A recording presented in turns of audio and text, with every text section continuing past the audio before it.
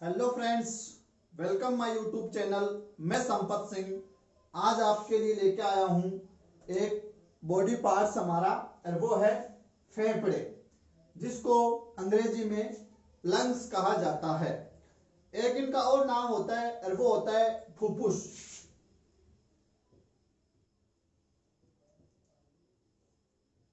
तो आप इनको फुफ्फुस भी कह सकते हो।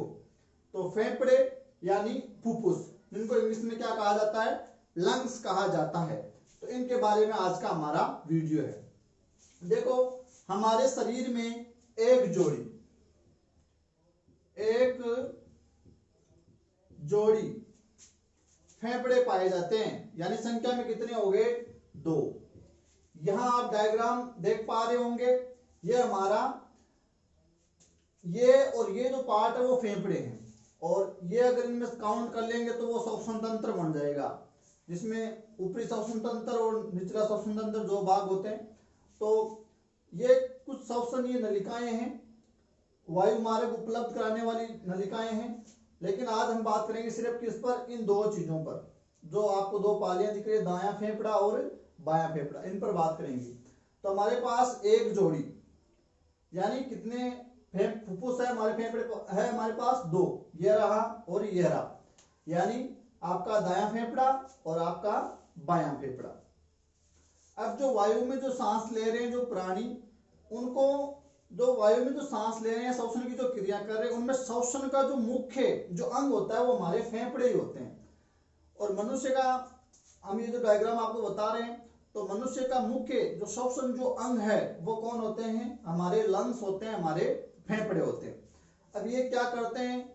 ये हमारे रक्त का शुद्धिकरण करते हैं। रक्त को क्या करते हैं? शुद्ध करते हैं। कैसे? कि रक्त के पास जो कार्बन डाइऑक्साइड जो मिली हुई है, जो हमारे शरीर से आई है, जो भोजन के ऑक्सीकरण से बनी हुई है, जो हृदय के पास आई, और हृदय ने कहाँ भेज दी? हमारे लंग्स के पास भेज दी। अब यहाँ जो ब्लड आया उसमें क्या मिली हुई है? CO2। अब यहां से CO2 को तो ले लिया जाएगा, चूस लिया जाएगा वहां, और उस ब्लड में क्या मिला दिया जाएगा? O2 यानी ऑक्सीजन मिला दिया जाएगा। तो इस प्रकार ब्लड का क्या हो गया? शुद्धिकरण हो गया यहाँ। तो इस प्रकार जो हमारी जो श्वसन की जो क्रिया है उसमें ये बहुत महत्वपूर्ण भाग जो अपना रखते हैं हिसाब।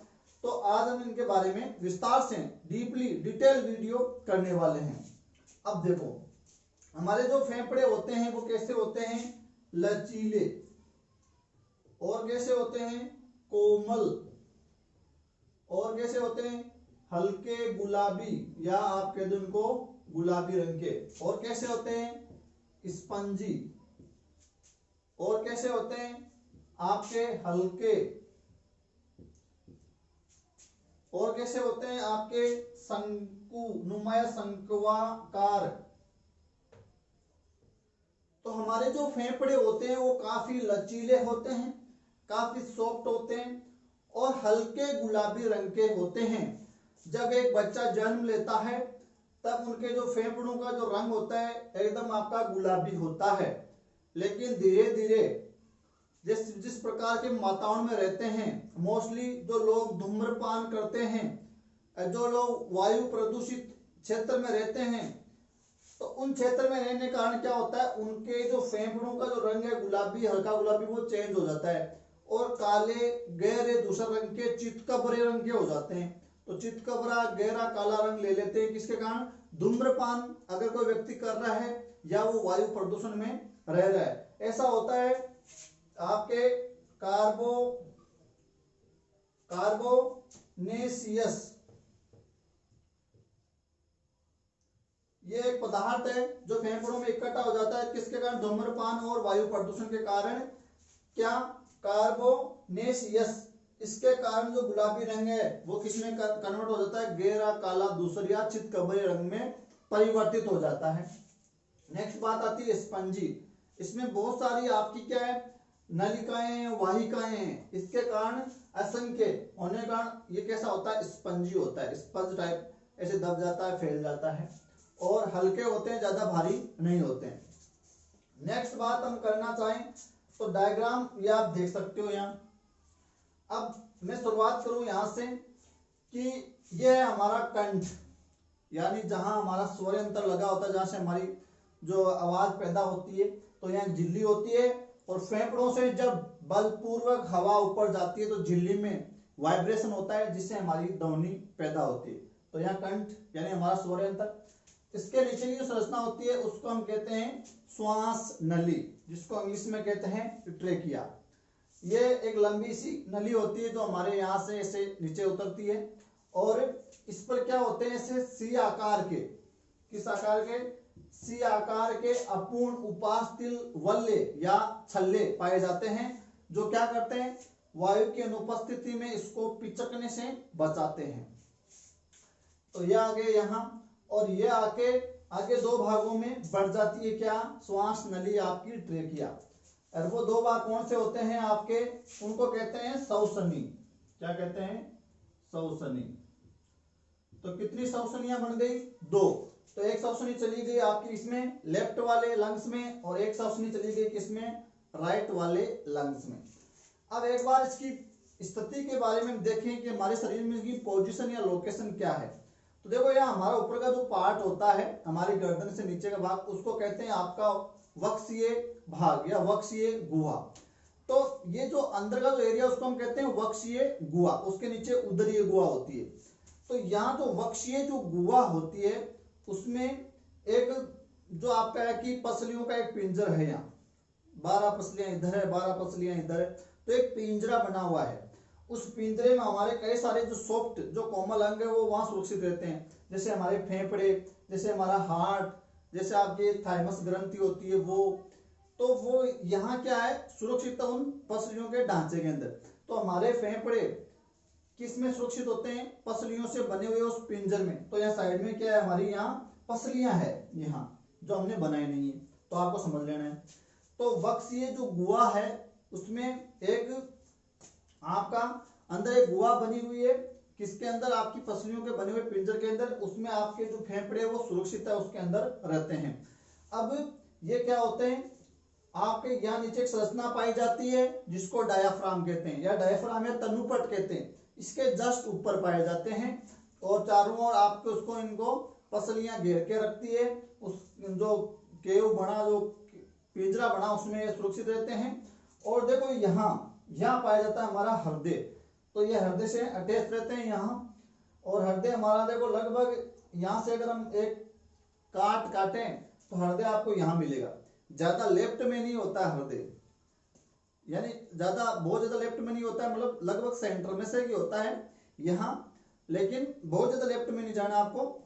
उसका कुछ भाग लेफ्ट में होता है और कुछ भाग आपका राइट में भी, मतलब आपके इधर सेंटर में होता है। तो आपको हृदय यहाँ मिलेगा, न कि ज्यादा बहुत इधर लेफ्ट में, लगभग देखो यहाँ लगभग सेंटर में से ही आ जाता है, लेकिन इसका थोड़ा भाग इधर झुका हुआ है लेफ्ट में, इसलिए हम लेफ्ट में मानते हैं इसको। तो यहाँ इसका मिल जाता है हमारा हृदय। अब देखो क्या होता है, हमारे हृदय से एक नलिका निकलती है और उसको कहते हैं हम धमनी। हृदय से अंगों की ओर रक्त लेकर जाने वाली जो रचना होती है उनको क्या कहते हैं हम, धमनी। तो यहां से जो धमनी निकलती है, तो ये तो हो गया हृदय और ये हो गया हमारा क्या, अंग। तो यहां से जो ब्लड लेके आएगी वो क्या हो जाएगी, धमनी। और उस धमनी को नाम दे दिया क्या, फुफ्फुस के आधार पर नाम दे दिया फुफ्फुसीय धमनी। अब यहां से ये बाएं पार्ट से निकलती है आपके बाएं हृदय से, सॉरी दाएं हृदय से, जहां अशुद्ध रक्त होता है, जिसमें क्या मिली होती है आपकी, CO2 मिली होती है। लेकिन धमनी का काम क्या है, ब्लड को ले जाना अंगों की ओर। वैसे सारी जितनी भी धमनियां होती है उनमें शुद्ध रक्त बहता है ऑक्सीजन मिला वाला, लेकिन अपवाद इसकी क्या हो गई, फुफ्फुसीय धमनी, जिसमें कैसा ब्लड बहता है, CO2 मिला। तो यहाँ से आपके राइट वाले जो पार्ट होता है हृदय से, वो अशुद्ध रक्त लेती है CO2 मिला हुआ, फुफ्फुसीय धमनी, और वो प्रत्येक फेफड़े में जाती है, प्रत्येक में, ठीक है। और यहाँ से उस ब्लड में क्या मिला हुआ है, CO2, तो यहाँ तो CO2 छोड़ा जाएगा और यहाँ से क्या ले लिया जाएगा, O2 ले लिया जाएगा। और फिर यहाँ से एक नलिका आएगी जिसको बोलेंगे फुफ्फुसीय शिरा। तो शिराओं में कैसा रक्त बहता है, वैसे नॉर्मली सभी शिराओं में अशुद्ध रक्त बहता है, लेकिन फुफ्फुसीय शिराओं में कैसा रक्त बहता है, शुद्ध रक्त बहता है। और शिरा वो होती है जो अंगों से हृदय की ओर आती है। तो फुफ्फुसीय शिरा आपका प्योर ब्लड लेके क्या आती है हृदय के पास। तो यहाँ क्या हो गया, उस ब्लड का क्या हो गया, शुद्धिकरण हो गया। अब आगे हम देख लेंगे कहाँ हो रहा है वो सारा जो एक्सचेंज है वो कहाँ हो रहा है। तो ये हो गया हमारा हार्ट। यहाँ अब देखो, यहाँ जैसे मान लो कि हम आगे चले तो यहाँ ये सौसनी बट गई, एक लेफ्ट में चली गई और एक राइट में चली गई, इस प्रकार। अब इसको हम नाम दे दिया, जो पहले जो घूमनी है, जो पहला जो राउंड लिया है उसको देखो यहाँ आ जाओ, यानी कि इस चीज को मैंने कहाँ बनाया है, थोड़ा बड़ा करके दिखाया है, तो यहाँ आ जाओ, यही चीज है।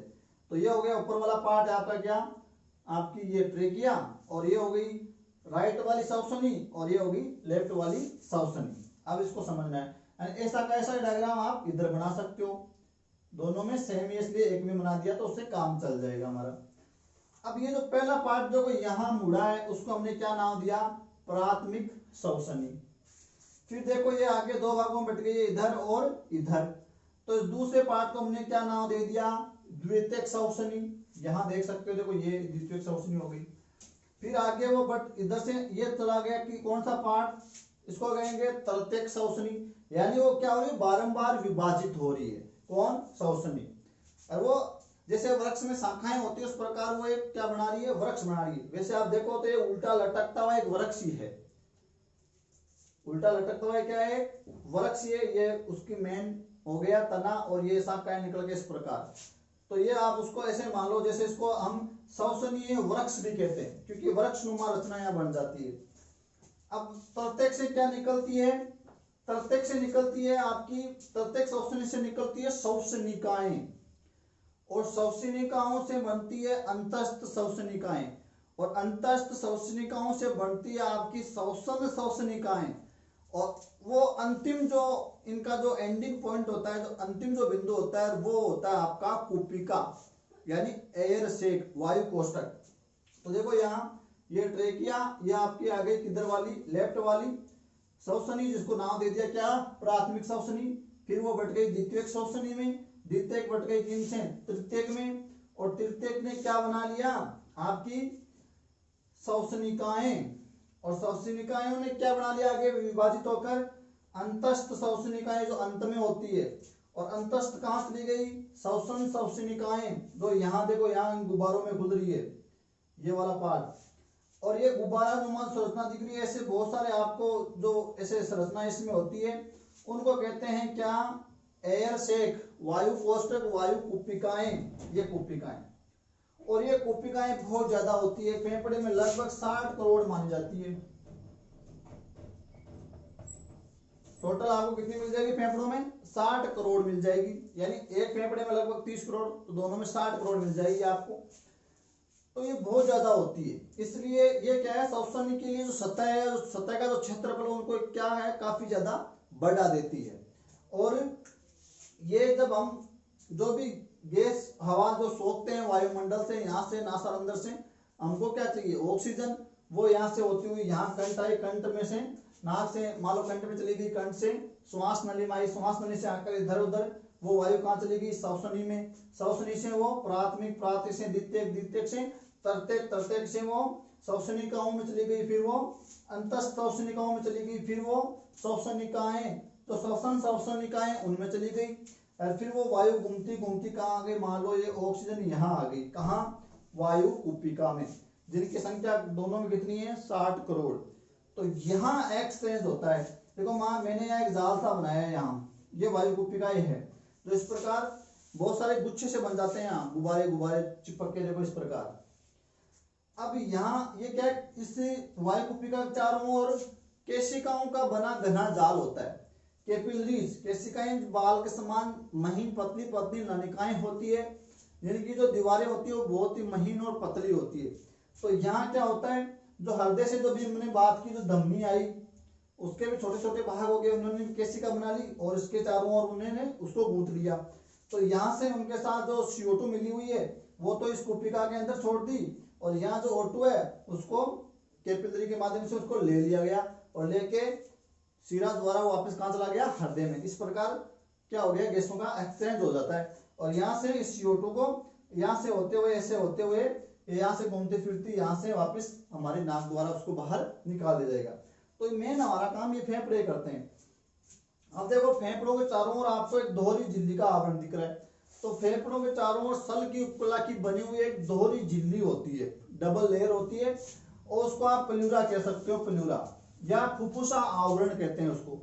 अब फुफ्फुसा आवरण होता है, उसके दोहरी झिल्ली का जो हम नाम ले रहे हैं, तो यहाँ डबल लेयर होती है। एक बाहर की ओर झिल्ली होती है, उसको तो कहते हैं पेराइटल प्लूरोन, जो कहाँ टच में होती है, आपकी जो फुफ्फुसीय जो गुहा है, जहां हमारा फेफड़े हैं, तो उस फुफ्फुसीय गुहा में, उसमें से क्या होते हैं, ये अटैच रहते हैं वक्ष गुहा से।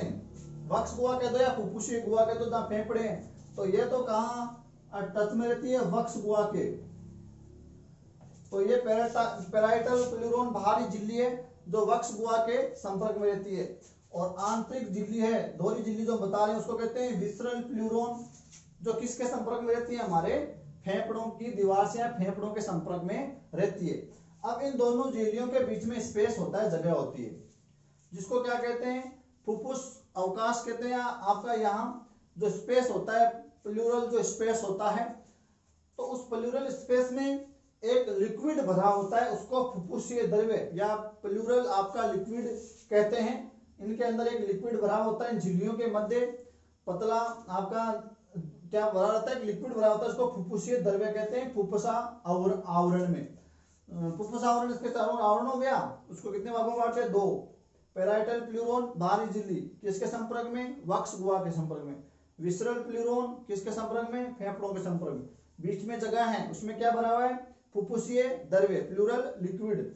अब ये क्या करता है, इसका भी काम होता है। ये क्या करता है, इन जो हमारे फेफड़े होते हैं, इनको रगड़ से, घर्षण से, दबाव से बचाते हैं, और उनको इसकी सतह को नम बनाए रखते हैं, उसको सूखने से बचाते हैं, और आगे पीछे फैलने के लिए जगह देते हैं, सिकुड़ने के लिए जगह देते हैं। तो ये इसका बहुत सारा काम होता है। तो यहाँ एक लिक्विड सा भरा रहता है, तो ये दोहरी झिल्ली से आवृत होते हैं। अब हमारा जो ये फेफड़ा है, इधर वाला जो फेफड़ा है, उसको दायां हमने कह रहे हैं, इसमें क्या है कि आपको एक अंतरापाली खांच होती है, और अंतरापाली खांच की वजह से इसमें अंतरापाली खांच की से ये कितने भागों में बढ़ जाता है, 3 भागों में। तो आपको 3 मुख के आपको खंड दिखेंगे या पालियां दिखेगी, ये जैसे एक, ये दूसरा और ये तीसरा।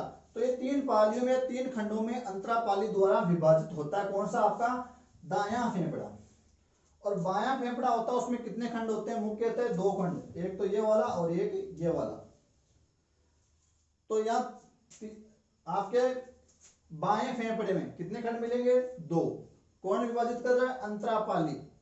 अंतरापाली द्वारा कितने भागों में बढ़ गया, 2 भागों में। तो 2 खंडों में 2 पालियां मिलेगी।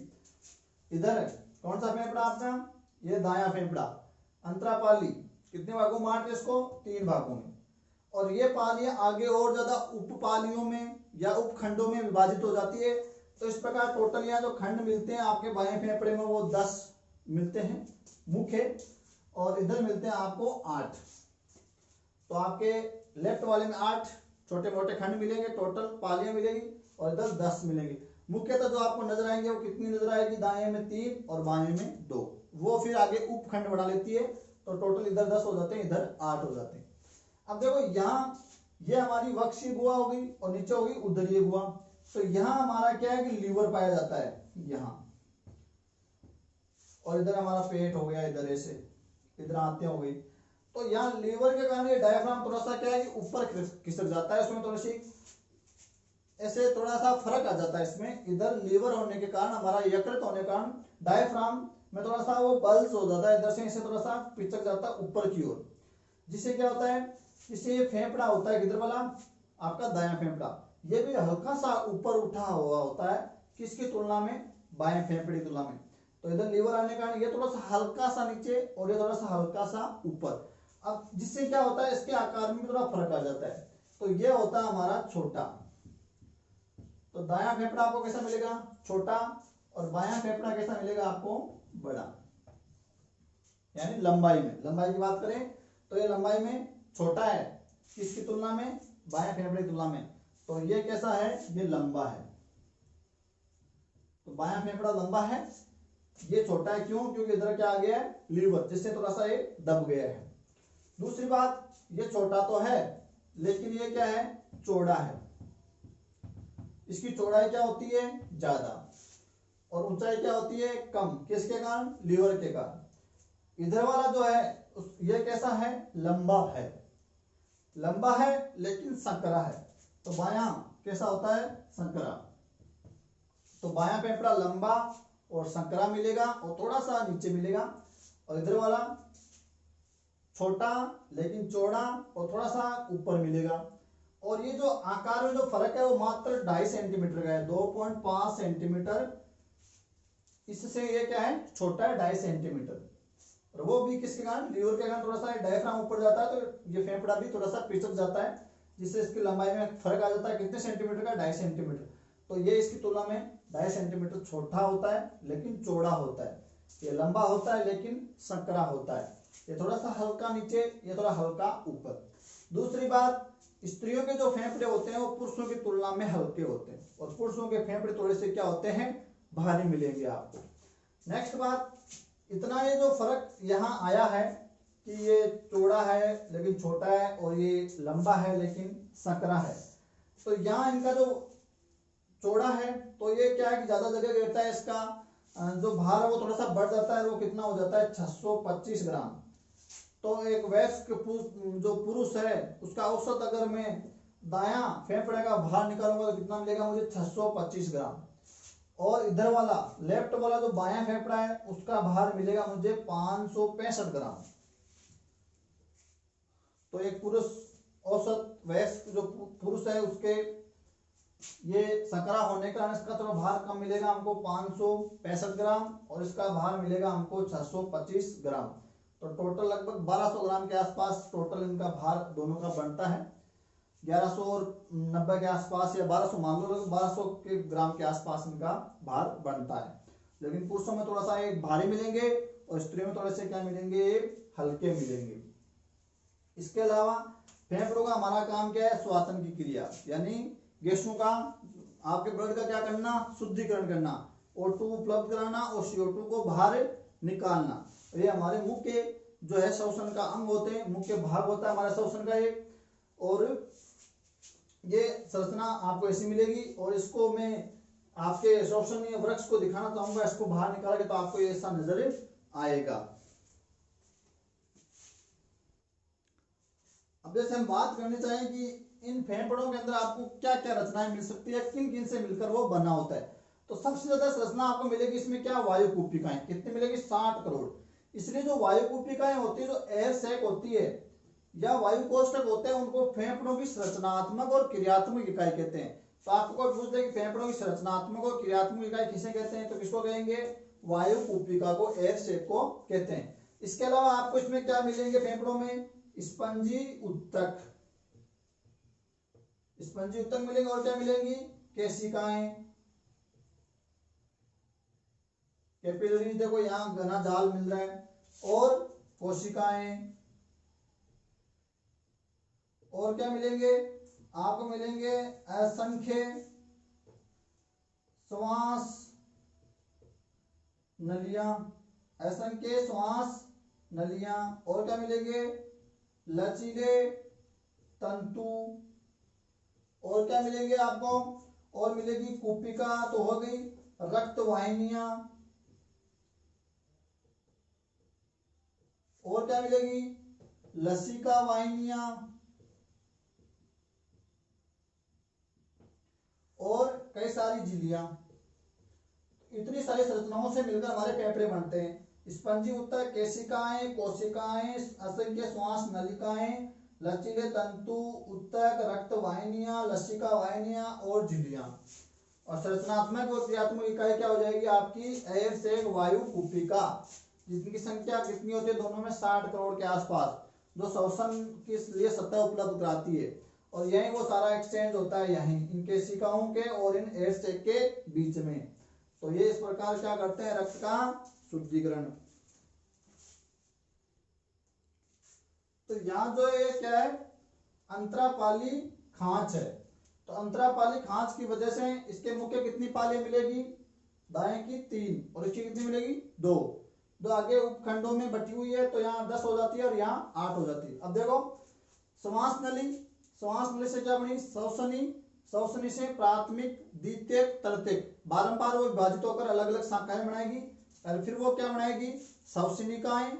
श्वसनिकाएं क्या बनाएगी, अंतस्थ श्वसनिकाएं। अंतस्थ श्वसनिकाएं क्या बनाएगी, श्वसन श्वसनिकाएं।